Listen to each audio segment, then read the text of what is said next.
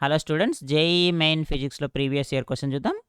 An automobile traveling at 40 km/h can be stopped at a distance of 40 meters. So ఇక్కడ నాకు 40 km/h డిస్టెన్స్లో వెళ్తుందమ్మా.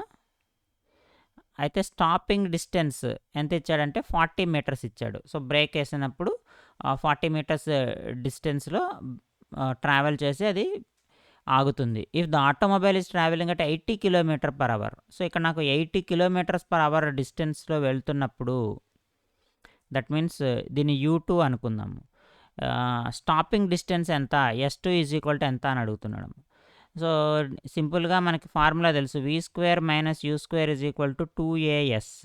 So ఇక్కడ V0 అమ్మ minus U1² is equal to 2AS1 రాసుకోవచ్చు. Similarly minus U2² is equal to 2AS2 రాసుకోవచ్చు.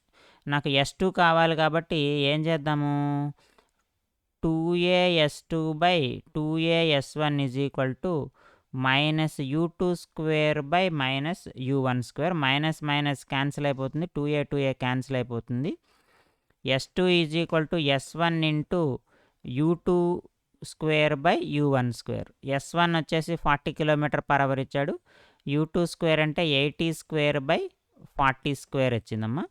ఇక్కడ ఎంత అవుతుంది, 80/40 హోల్ స్క్వేర్ అంటే 2² అవుతుంది. 2² అంటే 4, 40 ఇంటూ 4 అంటే 160 మీటర్స్ అవుతుంది.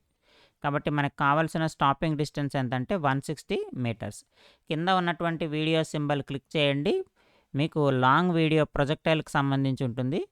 ఆ వీడియోలో ఉన్నటువంటి కంటెంటు అలాగే ప్రీవియస్ ఇయర్ క్వశ్చన్స్ని యాక్సెస్ చేయండి.